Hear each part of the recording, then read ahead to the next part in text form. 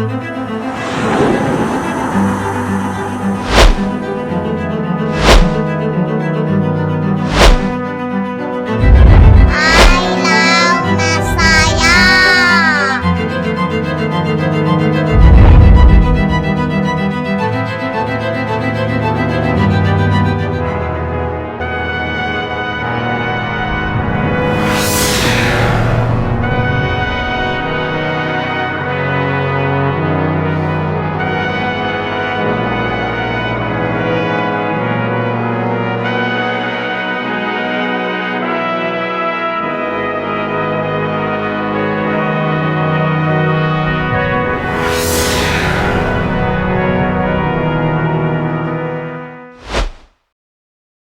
இங்கே கிருபை இருக்கா? இல்லை சத்தியவசம். சத்திய வசனம் வரும்போது மாம்சத்துக்குரியதே மாம்சத்திற்கும் ஆவிக்குரியதே ஆவிக்குரியதற்கும் பிரிச்சு எடுக்கணும். அதுக்கு தான் வார்த்தை, அதுக்கு தான் தேவைப்படுது வார்த்தை. அதனாலதான் ஜனங்க யார்கிட்ட வரமாட்டேங்கிறாங்க. வார்த்தைக்கு நேராக வராமல் சிலுவைக்கு நேராக நிக்கிறது காரணம் என்ன? கிருபை. சிலுவை வந்து மன்னிப்பு கொடுக்குது, கிருபையை அதிகமாக தருது. சரியா? உங்களுக்கு கிருபைய அதிகமான கிருபைகளை தருகிற இடம் சிலுவை, ரத்தம். சரியா சார்? ஆனா வார்த்தை தான் அவங்க என்ன பண்ணுதுன்னா ரெண்டா பிரிக்கிற இடம் வார்த்தை தான். அதனாலதான் எபிரேயர் சொல்றார், தேவனுடைய வார்த்தையானது அந்த சத்திய வசனத்தை தான் நம்ம என்ன செய்யணுமா? தேவனுடைய வார்த்தையானது ஜீவனும் வல்லமையும் உள்ளதாயும் இருபுறமும் கருப்புள்ள எந்த பட்டயத்திலும் கருக்கானதாயும் ஆத்மாவையும் ஆவியையும் கணுக்களையும் ஊனையும் பிரிக்கத்தக்கதாக உருவ குத்துகிறதாயும் இருதயத்தின் நினைவுகளை யோசனைகளையும் வகையறுக்கிறதாகவும் இருக்கிறது. இதனாலதான் என்கிட்ட வர மாட்டாங்க. இந்த வசனத்துக்கு ஏன் படிக்க பாருங்க, கர்த்தருடைய வார்த்தை தான். நம்ம கர்த்தருடைய ஊழியக்காரர். சரியா? கர்த்தருடைய வார்த்தைக்கு மேல நம்மளை யாருமே என்ன செய்ய முடியாது, ஏற்ற முடியாது கூடாது. அல்டிமேட்டான ஹை மெஜஸ்டின்னு சொன்னா இஸ் வேர்ட், அதான் அத்தாரிட்டி. சரியா சொல்லணும். அதுக்கு மேல உங்களை நீங்க என்ன பண்ண முடியாது, உயர்த்த முடியவே முடியாது. சரியா? வார்த்தை என்ன சொல்லுதோ அதுக்கு தான் நம்ம கீழ் முடியும். கர்த்தர் அப்படிதான் கொடுத்துருக்காரு. ஏன்னா அது அவருடைய அத்தாரிட்டி. நான் எழுதி கொடுத்தேன்னு சொல்லியிருக்காரு தானே. சரியா? அதுக்கு கீழே நம்ம நிக்கணும். ஆனா நம்மளால ஏன் வர மாட்டேங்கிறாங்க? சத்தியம் இந்த மாதிரி வசனம் அந்த வார்த்தைக்கு போனா நம்ம சிந்தையை சரிப்படுத்தி கிழிச்சிருது. இப்படித்தான் நீ பார்க்கணும்னு சொல்லுது. ஏதோ வசனம் இருக்குது டீச் பண்றதால ஸ்ட்ராங்கா சொல்ல முடியும். இந்த வசனத்தை நீ இப்படிதான் பார்க்கணும். நீயா கற்பனை என்ன செய்யக்கூடாது, பண்ணக்கூடாது. புரியுது உங்களுக்கு? பிரசங்கத்துக்கு வேணா கற்பனை எடுத்துக்கலாம், உபதேசத்துக்கு வார்த்தையை தவிர வேற எதையும் எடுக்கவே கூடாது. இப்படி எழுதியிருக்குன்னா அப்படி எழுதியிருக்கு, இத்தனை எழுத்துக்கள் எழுதியிருக்குன்னா இத்தனை எழுத்துக்கள் எழுதியிருக்கு, இத்தனை வார்த்தையில எழுதியிருக்கு. சரியா? உங்களுக்கு அது இருபுறமும் கருப்புள்ள பட்டை போல ரெண்டு பக்கம் ஷார்ப்பா இருக்கும். ஆடில் இருக்கு, காடில் இருக்கு, வேர்டு இருக்கு. இந்த வார்த்தை ஏன் போட்டாரு? இது எதுக்கு நேரத்தில் எடுத்துட்டாரு? போதிக்கக்கூடிய வேலை. ஏன் அதுக்கு அது போடாம இதை போட்டாரு? எலஃபென்டாக தான் 22 எழுத்து. ஆனா தோராக்கு முதல் எழுத்து மேற்கு ஆரம்பிக்கிறாரு. ஆமா, ஏன் ஆரம்பத்தில் ஆரம்பிக்கல? கேள்வி இருக்குல்ல. அப்ப ஏன் மேற்குல ஆரம்பிக்கிறாரு? அப்ப யோசனை இருக்கா? அப்ப வேதத்தை நீ முத பார்க்கணும்னா வேதத்தை தான் பார்க்கணும். ஆல்பபெட்டை பார்க்கணும்னா அப்ப தன்னை பத்தி என்ன சொல்றாரு? ஐ ஆம் தி ஆல்பபெட் சொல்றாரு. அவரை பத்தி எழுதிக்கிற வேதம் என்ன சொல்றது? வேதத்துல ஸ்டார்ட் ஆகுது. ஏன் வேதத்துல ஸ்டார்ட் ஆகுது? குமாரனுடைய நாமங்கிறதுனால பெண்ணுன்னா ஈவுல சன்னு அர்த்தம். வேதத்துல ஸ்டார்ட் பண்ணி வெளிப்படுத்துற விஷயத்த வந்து முடியுது. பெண் 66 யார் தான்? நான் தான். இந்த ஆலபெட்டை வச்சுதான் இந்த 66 புஸ்தகம் எழுதப்படும். இந்த 66 ஒண்ணு இருக்காங்க. ஆமே, எவ்வளவு விஷயம் உங்களுக்கு தெரிஞ்சிருக்கு. இப்ப இதை வந்து உங்களுடைய சிந்தைகளை என்ன செய்யக்கூடாது, பூத்த முடியாது. உங்களுடைய கற்பனையில உள்ள பூத்த முடியாது. அது என்ன சொல்லுதோ அதை அப்படியே நீங்க எடுத்துக்கணும். புரியுது? அப்ப அது என்ன பண்ணுது? என்னுடைய சிந்தைய சரிப்படுத்துது. தப்பா சிந்திக்க கூடாதுன்னு சொல்லுது. என்னை குறித்து நீ பேசும்போது நான் எழுதியிருக்கிறபடிதான் நீ படிச்சு சொல்லணும்னு சொல்லுது. அதனாலதான் வேதத்துல ஒரு இடத்த கூட்டவும் கூடாது, குறைக்கவும் கூடாது. ஏன்னா கர்த்தருடைய வார்த்தை நமக்குள்ளாக கிரியை செய்து நமக்கு உபதேசம் பண்ணும்படியாக எழுதி கொடுத்து, அதுலதான் என் ஆத்துமா அறிவடையும். இல்லைன்னா அவங்களுக்கு ஓன் டாக்டர் வந்துடும். ரொம்ப வந்துருக்கு. ஒன்று டாக்டரின் வர்றது காரணம் என்ன? மீசையீடு, நினைக்கிறத புறப்படும், மொட்டையீடு, மீசையீடு, வெள்ளை வெள்ளை போடு, இதெல்லாம் நம்ம செயினை கலந்து செயினை போடு, செருப்பு போடாத போடு, இதெல்லாம் மனிதனுடைய உபதேசம் இல்லாமல் ஆவியாருடைய உபதேசமாக இருக்க முடியல. அதனால உங்களை என்ன பண்ண மாட்டேங்குது? ஆவி ஆத்ம சரீரத்தை பிரிக்க மாட்டேங்குது. சரியா? வெளியில உள்ள காரியங்களை தான் அவுட்வர்ட்லி உங்களை கிளியர் பண்றதுக்கு வந்து உபதேசமா வச்சுக்கிட்டீங்க, இன்வர்டை வந்து டச் பண்ணவே இல்லை. அதனால தேவனை குறித்த அறிவு என்னவா இருக்குது? குறைவா இருக்கு. இல்லை, அப்ப கர்த்தருடைய வார்த்தையை தான் தெரிஞ்சு கூட என்னால் அசட்டை பண்ண முடியுதுன்னா காரணம் என்ன? நான் ரட்சிப்பை மாத்திரம் ருசிக்கிறபடினால், நான் ரட்சிக்கப்பட்டு பரலோகம் போய் நினைக்கிற பாருங்க, அங்கேதான் மாட்டேங்குது. நினைப்போட சரி, அங்கேதான் மாட்டேங்குது. புரியுது உங்களுக்கு? அப்ப வேலை என்ன சொல்லுது? நீ ரட்சிக்கப்பட்டீங்கன்னா இம்மைக்கான கிறிஸ்தவனாக இருக்கிறாய், நீ நித்திய ஜீவனை நோக்கி பார்த்தீங்கன்னா நீ மறுமைக்குரிய கிறிஸ்தவனாக இருக்கிறாய். ஆமென். அப்ப நித்திய ஜீவன்கிற பகுதி என்ன? ரட்சிப்புங்கிற பகுதி என்ன? ரட்சிக்கப்படுவதற்கு சிலுவை பார்த்தா, நித்திய ஜீவனுக்கு கர்த்தருடைய வார்த்தை. நான் பரிசுத்த ஸ்தலத்துக்குள்ள கர்த்தருடைய வார்த்தையும் வெளிச்சத்தை தவிர வரணும். நித்திய ஜீவனுக்கு போறதுக்கு கிறிஸ்துவின் ரத்தமே போதும் அப்படின்னா வேதமே கொடுக்க வேண்டிய அவசியமே இல்லை. பரிசுத்த ஆவியானவர் தேவைப்படாது. இயேசுவின் ரத்தம் மாத்திரம் போதுமானது இருக்கு. அப்படியே இந்த ரெண்டையும் மறுபடியும் கொடுக்குறாரு அப்படின்னா இதை பார்க்கணும் இல்லையா? அதாவது என்னன்னா, ரத்தம் அதனுடைய வேலை என்ன செய்யுது? என்னுடைய பாவத்தை கழுவி சுத்திகரிச்சு என் இதயத்தை ஃப்ரெஷ் பண்ணி புது சிருஷ்டியா. ஆமா, இப்ப எனக்கு சுத்திகரிச்சு எனக்கு எல்லாம் கொடுக்கும். ஆனா அறிவை கொடுக்குமா ரத்தம்? ரத்தம் ஆத்மாவுக்கு அறிவை கொடுக்குமா? கொடுக்க இருக்காது. அப்ப அறிவுக்கு எதை வச்சிருக்காரு? அந்த வார்த்தையை நீங்க படிச்சு ஆவிக்குரிய வாழ்க்கையில வளர்ந்துடக்கூடாதுன்னு தான் பிசாசானவன் மனக்கண்களை கூடாது. அந்த அறிவு இல்லாதனால ஜனங்கள் சங்காரமாக பெற்றிருந்தோம். ஏன்னா உலகத்தை தேசிக்க தூண்டுறதுனால ரட்சிக்கப்பட்ட உலகத்துக்கு பிரியமா நான் என்ன செய்யறேன்? வாழ்றேன். சரியா? அப்படி உங்களுக்கு கொண்டு வரும்போது அதுக்கு என்னெல்லாம் அந்த உலகம் கொடுக்குது சப்போர்ட்டோ அதெல்லாம் பிசாசு தந்திரம் என்ன பண்றான்? கொடுக்குறான். இப்ப நம்ம ஆவியை பெறலைன்னா மாட்டிக்கும், பரிசுத்தாவே இல்லைன்னா இதுல மாட்டிக்கும். சரியா? உங்களுக்கு அதைத்தான் இங்க சொல்ல வருகிறார். தப்பிதங்களை நீ என்ன செய்யணும்? மன்னி. ஆனா பாவம் வேற. பாவத்தை பண்ணிக்க அவரால் மட்டும்தான் முடியும். அவர் மட்டும்தான் அதிகம். சரியா? நம்ம தப்பிகளை என்ன செய்யலாம்? மன்னிக்கலாம். சரியா? இப்ப அடுத்து என்ன கொண்டு வர? 16வது வசனம் 6:16. நீங்கள் உபவாசிக்கும் போது மாயக்காரரை போல முகவாடலா இராதீர்கள். அவர்கள் உபவாசிக்கிறதை மனுஷர் காணும் பொருட்டாக தங்கள் முகங்களை வாட பண்ணுகிறார்கள். அவர்கள் தங்கள் பலனை அடைந்து தீர்ந்ததென்று மெய்யாகவே உங்களுக்கு சொல்லுகிறேன். நீயோ உபவாசிக்கும் போது அந்த உபவாசம் மனுஷர்களுக்கு காணப்படாமல் அந்த ரங்கத்தில் இருக்கிற உன் பிதாவுக்கே காணப்படும்படியாக உன் தலைக்கு எண்ணெய் பூசி உன் முகத்தை கழுவு. அப்பொழுது அந்த ரங்கத்தில் பார்க்கிற உன் பிதா உனக்கு வெளியரங்கமாய் பலன் கொடுப்பார். எப்படி நம்ம வந்து உபவாசிக்கணும்? இப்ப பாருங்க, இப்ப இந்த உபவாசம் என்னன்னா, அங்க வந்து மாயக்காரர் இருக்கிறாங்க. அதாவது வந்து என்னன்னு சொன்னா, இந்த உபவாசத்தையே வந்து இரண்டு உடுத்தி உபவாசம் பண்றது இருக்கு. சரியா? உங்களுக்கு ஆளுக்காக ஏமாத்துறதுக்காக சொசைட்டியில வந்து மாயமாலமாக. சரியா? உங்களுக்கு என்னோட கூட ஒரு சகோதரர் இருந்தார். புதன்கிழமை வெள்ளிக்கிழமை என்ன பண்ணுவாருன்னா உபவாசம் இருப்பார். சரியா?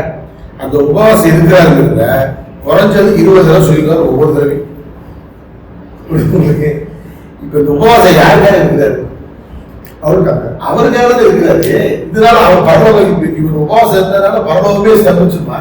இல்ல பரலோக பட்ஜெட் பேக்கிங் ஆயிருமா? இந்தியா பட்ஜெட் ஏதாவது ஆகுமா? குடும்ப பட்ஜெட் ஏதாவது லாக் ஆகுமா?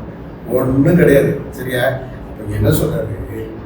உபவாசம் பண்ணு, உபவாசம் பண்ணு. ஆனா நீ உபவாசம் பண்றதுக்கு முன்னாடி அவர் என்ன சொல்றாருன்னா, நல்லா சொல்றாரு பாருங்க. நீ உபவாசம் பண்றதுக்கு முன்னாடியே உனக்கு என்னென்னுங்க உன் பிதாவுக்கு நீ அப்படி உபாசிக்கும் போது நீ அப்படி ஜெபம் பண்ணாம உண்மையா அந்த ரகத்துல இருக்கிற பிதாவை நோக்கி ஜெபம் பண்ணீங்கன்னா வெளியரங்கமாக பலன் அளிப்பார். ஆக்டிங் உபவாசம் என்ன செய்யாத. அதாவது சிலருக்கு வந்து ஜனங்களை கூட்டி சேர்க்கணுங்கிற உபவாசம் இருக்கு. புரியுதா? நான் ஒரு கொஞ்சம் குரூப்பை கூட்டி சேர்த்துறேன். சரி இப்போ சொல்கிறேன், நம்ம இந்த மைண்ட் செட்டில் இருந்தோம்னு சொல்லுவோம். ஏன் நம்ம இப்படி இருந்தோம்? நம்ம இந்த இவங்க மாதிரி மைண்ட் செட்டில் இருந்தோம்னா ஒவ்வொரு சபையில இருந்து ஆளை ரெடி பண்ணி ஒரு பெரிய முகாம் ரெடி பண்ணி உங்கள் சபையில் இருக்கிற ஒரு 500 பேர், உங்கள் சபையில் இருக்கிற 500 பேர், உங்கள் சபையில் இருக்கிற 500 பேர் எல்லாம் கூட்டிட்டு கொண்டு வச்சு இங்கே நான் ஒரு 3 மாசத்துல ஒரு மீட்டிங் பண்ணுவேன். அடுத்த 3 மாசம் கழிச்சு உங்க ஏரியாவில் ஒரு மீட்டிங் பண்ணுவேன். அந்த அடுத்த ஒரு 3 மாசத்துல வந்து உங்க ஏரியாவில் மீட்டிங் பண்ணுவேன். அப்புறம் இந்த ஒரு வருஷத்துல 4 இடத்துல என்ன பண்ணிக்கிறது? கூப்பிட்டு இதுல உங்களை கூப்பிடுறது, உங்களுக்கு காணிக்க கொடுக்குறது, உங்களுக்கு கொடுத்து இப்படியே ஒரு ஊழியத்தை படிக்கிறது. நான் சென்னையில் இருக்கிறேன், நீங்க மதுரையில் இருக்கிறீங்க, நீங்க திருச்சியில் இருக்கிறீங்க, நீங்க தஞ்சாவூர்ல இருக்கிறீங்க, எல்லாத்தையும் கூப்பிட்டு வந்து பிஸியாவே இருக்கும். ஜனங்களுக்கு எப்படி இருக்கும்? பரபரப்பா அப்படியே பார்த்தா ஏதோ ஊழியம் நடந்துட்டே இருக்கும். ஆனா ஒரு உள்ள கூட வராது. ஏன்னா நீங்க வந்து ஒரு கருத்தை சொல்லிட்டு போவீங்க, நீங்க ஒரு கருத்தை சொல்லிட்டு போவீங்க, நீங்க வந்து ஒரு கருத்தை சொல்லிட்டு போவீங்க. இப்படி கருத்துக்களை கேட்டு கேட்டு கேட்டு கேட்டு கேட்டு நல்லா கேட்கறதுக்கு செவி நல்லா இருக்கும். வாழ்க்கைக்கு மாற்றத்தை சத்தியத்தை அறிந்து விடுதலை பண்ணவே என்ன செய்யாது? முடியாது. கேட்கறதுக்கு செவித்திறவர்களாக அப்படியே நல்லா கேட்கறது, அப்படியே சுகமா கேட்பாங்க. அதான் எபிரேய நிருபத்தில் எழுதுறாரு. நான் உங்களுக்கு சொல்லிக் கொடுக்கலாம், ஆனா நீங்க எப்படி இருக்கிறீங்க? நீங்க குழந்தையா இருக்கிறதுனால உங்களுக்கு விஸ்தாரமா என்னால செய்ய முடியல, சொல்லி கொடுக்க முடியல. ஏன்னா நீங்க என்னவா இருக்கீங்க? சொல்றதா எபிரேயர் சொல்றாரு, நான் விஸ்தரித்து பேசலாம்ப்பா. இந்த பலிபீடம் பரிசுத்த ஸ்தலத்தை குறித்து என்ன செய்யலாம்? உங்கள்கிட்ட பேசலாம். நீங்க கேட்கறதுக்கு மந்தம் உள்ளவர்களாக குழந்தையாக இருக்கிறதுனால நீதி வசனத்தில் பழக்கம் உள்ளவராக இருக்கிறார். அதாவது இது சொல்லுவாங்க, அதாவது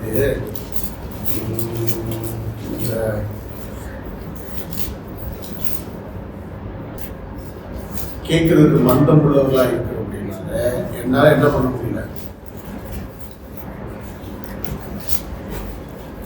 நிறைய பேசுவேன், ஆனா நீங்க என்ன செய்யல? நீங்க வந்து கேட்கறதுக்கு இந்த மெல்கிசேதேக்கை பற்றி நான் விஸ்தாரமாக பேசலாம். நீங்கள் கேள்வியில் மந்தம் விளங்க பண்ணுகிறது அழகாக இருக்கும். காலத்தை பார்த்தால் போதகராக இருக்க வேண்டிய உங்களுக்கு தேவனுடைய வாக்கியங்களின் மூல உபதேசங்களை மறுபடியும் உபதேசிக்க வேண்டியதாக இருக்கிறது. நீங்கள் பலவான ஆகாரத்தை அல்ல மாலை உணர்த்தக்கவீர்கள். நீங்கள் கேள்வியில் மந்தம் உள்ளவர்களானபடினால், அதாவது அழகா சொல்றது, உனக்கு வந்து என்னன்னு சொல்லி கொடுக்கணும் அப்படின்னா நீ கேட்கவே மாட்டேங்கிறீங்க. கேள்வி கேட்டுதான் பதில் வரும். நீ கேட்கறதுக்கு எப்படி இருக்கிற? ஏதோ சொல்ல புரியுது. பெரிய பெரிய போதும் இருக்காங்க சொன்னா சரி, இங்க பாருங்க, இதுதான் கடவுளுடைய வார்த்தைன்னு சொல்லியாச்சு. இதுதான் தோறாதான் கர்த்தருடைய வேதம். இதைதான் கொடுத்தாரு, இதைதான் ஆராய்ந்து பார்க்க சொன்னார். இதுதான் சத்தியம். சரியா? உங்களுக்கு இந்துக்கள் எடுத்துங்க, எல்லா ஸ்தலங்களுக்கும் போய் செக் பண்றாங்க, போய் என்ன பண்றாங்க? செலவு பண்ணி அங்கே போறாங்க, இங்கே போறாங்க. ரட்சிக்கப்படாத கிறிஸ்டின்ஸ் என்ன பண்றாங்க? இங்க இருந்து காசு செலவு பண்ணி இஸ்ரேல் போறாங்க, அங்கே போறாங்க, எல்லாம் போறாங்க. மற்ற இஸ்லாமிய என்ன செய்யறாங்க? மெக்கா இதெல்லாம் அப்படி போறாங்க. ஆவிக்குரிய கிறிஸ்தவர்கள் எங்கே போகணும்? வார்த்தைக்கு தான் போகணும். சரியா சொன்னாங்க. நாம இங்கதான் போனோம். நாம உலகத்தார் மாதிரி இங்க அங்கேயும் போய் ஸ்தலங்களுக்கு தேடுகிறதா இல்ல. அவங்க செய்யறாங்க, அது அவங்களுக்குரியது. சரியா? கண் திறக்கப்பட்ட உங்களுக்கு எனக்கும் கர்த்தருடைய வார்த்தைக்குள்ளாகத்தான் அந்த ஆழத்துக்குள்ள நம்ம பயணம் பண்ணணும். ஆமென். ஆராய்ந்து பார்க்கணும். அதனாலதான் பவுல் எழுதுறாரு, லாபமான அனைத்து நஷ்டமும் முப்பயமாக இருக்கிறேன் அவரை அறிகிறாரு. ஒரு போதனை என்ன கேட்டாரு, நான் ஏன் ஹீப்ரு படிக்கணும், நீ ஏன் சபைக்கு போதிக்கிற? ஒரு டிரைவர் கேட்கிறாரு, நான் ஏன் ஸ்டேரிங்கை பிடிச்சி வண்டி ஓட்டணும்? வண்டி பிடிச்சி ஓட்டினாலும் ஒழுங்கா போவோம். ஐயோ, நீ டிரைவர் என்ன பண்ண? வண்டி ஓட்டினேன், அதெல்லாம் நான் ஸ்டேரிங் எல்லாம் பிடிக்க மாட்டாங்க. நான் ஏன் ஆக்சிடென்ட் மிதிப்பேன், போற வாரத்தில் போயிட்டே இருக்கும். அப்ப நீ போ. ஒரு போது என்ன, நான் ஏன் படிக்கணும் ஹீப்ரு? எனக்கு ஹீப்ரு படிக்கிறதுக்கு வேணாம். உனக்கு வேணாம் சாமி, உனக்கு வேணாம். சரியா? உங்களுக்கு ஹீப்ரு நீ தான் படிக்கணும்னு அவசியம் இல்லை. ஹீப்ரு ஏன் படிக்கணும்னா அதுதான் மூல மொழி, அதான் கொடுக்கப்பட்டது. ஆமே. அதுல இருந்து மொழிமாற்றம் பண்ணப்பட்டிருக்கு, ஆவி கொடுக்கப்பட்டிருக்குது. ஆவி கொடுக்கப்பட்ட நான் ஆவியால் எழுதப்பட்ட வேத வசனத்தை படிக்கலைன்னா எனக்கு யார் கொடுப்பா? வேற யாருக்கு எழுதி கொடுக்கணும்? தெரியும். அப்ப கேள்வியில நான் என்ன வருது? மந்தமா இருக்கிறேன், எனக்கு என்ன இல்லை, எதுக்கு கொடுக்கப்படுச்சு எனக்கு தெரியல. வேதத்தின் மகத்துவங்களை உங்களுக்கு எழுதி உலகத்துக்கு இல்ல, உங்களுக்கு எழுதி கொடுத்தேன். நம்ம அவருடைய வேலை எழுதி கொடுத்தேன்னு சொல்லியிருந்தா தள்ளிடலாம். உங்களுக்குன்னு சொல்றாரு, நமக்கு எழுதி கொடுக்கும்போது அதான் பவுல் சொல்றாரு. அதை எழுதி என்ன பண்றாரு? அதுல இருக்க விஷயங்கள் எல்லாம் கிறிஸ்துவுக்கு அடுத்த விஷயங்களை அதுல இருந்து என்ன பண்றாரு? போதிச்சு சொல்லி கொடுக்குறாரு. இன்னைக்கு ரோமர்கள் கிரேக்க இது மைண்ட் செட் வந்ததுனால இதெல்லாம் ஒதுக்கிட்டாங்க. அதோடைய வார்த்தை என்ன பண்ணாங்க? ஒதுக்கி விட்டுட்டு மத சம்பந்தமா வந்துட்டு நன்மை செய்யறதுல முக்கியப்படுத்துறா இல்லாம ஞான நன்மைகளை பெற்றுக் கொள்றதுல கவனம் செலுத்துங்க. ஏன்னா கேள்விகள் மந்தமா இருக்கு. இப்ப இந்த இடத்துல நம்ம ஊழியம் செய்யணும். ஏன்னா 9 வரங்கள்ல 2 வரங்கள் நம்ம செய்யணும். போதிக்கிறவங்க என்னன்னா இது 9 வரங்கள்ல முதல் 2 ஞானமும் அறிவும் ஞானமும் அறிவும் நம்ம 2 செய்யணும். மத்த 7 எல்லாருமே செய்யறாங்க. இந்த 2 மட்டும் யாருமே செய்யணும்? ஆவியினாலே ஞானத்தை போதிக்கும் வசனம், வேறொருவனுக்கு அந்த ஆவியினாலேயே அறிவை உணர்த்தும் வசனம். இது 2 வசனம் நம்ம செய்யணும். அதே வார்த்தையில இருக்கு. ஆமென். அதை நம்ம சொல்லும் போதுதான் ஈஸியா நமக்கு என்ன பண்ண முடியும். அப்ப தேவ பிள்ளைகள் என்னன்னு சொன்னா, கர்த்தர் ஏன் வசனத்தை கொடுத்தார்? ஏன் வசனம் உயிர்ப்பிக்கக்கூடியது? ஏன் வசனம் அக்குவேர் ஆடிவேர பிரிக்கக்கூடியது? அப்படி வசனத்துல என்ன இருக்கு? ஆமென். ஏதாவது பார்க்கணும்ல. நான் காசு 2 லட்ச ரூபா 10 லட்ச ரூபா செலவு பண்ணி இஸ்ரேலுக்கு போறதை காட்டிலும் உட்கார்ந்து கர்த்தருடைய வார்த்தையில ஏன் இப்படி எழுதியிருக்குன்னு சொல்லி எனக்கு நன்மையை நான் பெற்றுக்கொள்ளணுமா இல்லையா? இந்த நன்மையை விட்டு கூட அது நல்ல பங்கா இருக்கு. சரியா இருக்கு. அந்த ஆஸ்பெக்ட்ல தான் எதை கொடுத்தாரு? வார்த்தையை கொடுத்தாரு. அப்ப கேட்கறதுல அவர் என்னவா இருக்கிறாங்க? மந்தமாக இருக்கிறதுனால எனக்கு எதுக்குங்க, எனக்கு எதுக்குங்க, எனக்கு இது தேவை. என்ன பாக்குறேன்? அதனால ரசிக்கப்பட்டாங்க. எல்லாம் வீடு வாசல் எல்லாமே இருக்குது. மனைவி பிள்ளைல கல்யாணம் இருக்கிறதே வாழ்ந்து சாப்பிட்டு சரி போகும்போது எப்படி என்ன எதை எடுத்துட்டு மன்னிக்கப்பட்ட மறுபிறப்புக்கு நான் என்ன செய்யல, நான் இன்மைக்கான கிறிஸ்தவனாக இருந்தேன். இந்த தேவைகளுக்காக எல்லாம் என்ன பண்ணிட்டேன்னா செட்டில் பண்ணிட்டேன். நம்ம பார்க்கறது ரிட்டையர்மெண்ட் ஆவாங்க, அமௌண்ட் வரும், இந்த ஃபிக்ஷனில் போட்டுருவாங்க. இந்த ஃபிக்ஷன் 5 வருஷத்துக்கு அப்புறம் இது ஒரு அமௌண்ட் வரும், இந்த 10 வருஷத்துக்கு அப்புறம் இந்த அமௌண்ட் வரும். அப்போ 20, 75, 80 வயசாக என்ன பண்ணிட்டாரு? கரெக்டாக பிளான் பண்ணி மெச்சூர் பிளான் பண்ணி இருக்காரு. ஓகே கிளீன் பண்ணி இது வந்துடும். அதுக்கடையில் ஏதாவது வியாதி இருக்குன்னா அதுக்கு இன்சூரன்ஸ்லாம் போட்டு கிட்டு பக்காவாக என்ன பண்ணிக்கிறாங்க. இப்போ எல்லாம் பண்ணிட்டு புரியுது உங்களுக்கு? இந்த மைண்ட் செட் உள்ளவங்க எதுக்கு வரமாட்டாங்க? வார்த்தைக்குள்ள வரணும். ஏன்னா வார்த்தைக்கு வந்தா வார்த்தை உங்களை உடைச்சு விடுவாங்க. அப்ப நீங்க கடவுளாக முடியாது. இப்ப என்னன்னா நம்ம கடவுளாகியே கடவுள் பேரு தான் ஆகுது. நானே கடவுளா எல்லாத்தையும் என்ன பண்ணிட்டேன்? எல்லாம் சரி பேக் பண்ணி வச்சாச்சு. 60 ரிட்டையர் ஆகிற பாஸ்டர் 70 இந்த மெச்சூரிட்டி ஒரு பாஸ்டர் சமாளிச்சு பாஸ்டர் 75 இது 80 இது இப்படி நடக்கலையா? அதனால நம்ம சட்டமும் முடிஞ்சு போச்சு. யார் கையில எனக்கு எது இல்லை, யார் கை தேவையில்லை, பார்த்துட்டு யாருமே தேவையில்லை. இப்படி வர்ற ஆளுதான் நிறைய இருக்கும். முடிந்த குழப்பிட்டு போறது எடுத்துட்டு போறதுக்காங்க. ஏன் தசம் கொடுக்கணும், ஏன் காணிக்க கொடுக்கணும்? புரியுது உங்களுக்கு? ஏன்னா உனக்கு தான் வருது. நீ எந்த ஊழியம் செய்ய போறது இல்லை. சாப்பாடு போடுறது அப்ப என்ன பண்றது? சாப்பாடை போட்டு ஊழியம் கட்ட முடியுது. அடுத்த ஊழியத்தை கெடுத்து விட்டு மொத்தத்தை ஆட்டை போட்டு இப்படி செய்யற காரியம். அப்ப இவங்க என்ன வாங்க மாட்டாங்க, எதுக்கு வர மாட்டாங்க? வார்த்தைக்கு நேரம். ஏன்னா வார்த்தைகிட்ட வந்தீங்கன்னா உங்களை வெட்டும், குத்தும், சரி சரியா உங்களுக்கு ஆதி ஆத்ம சரீரத்தை பிரிக்கும்.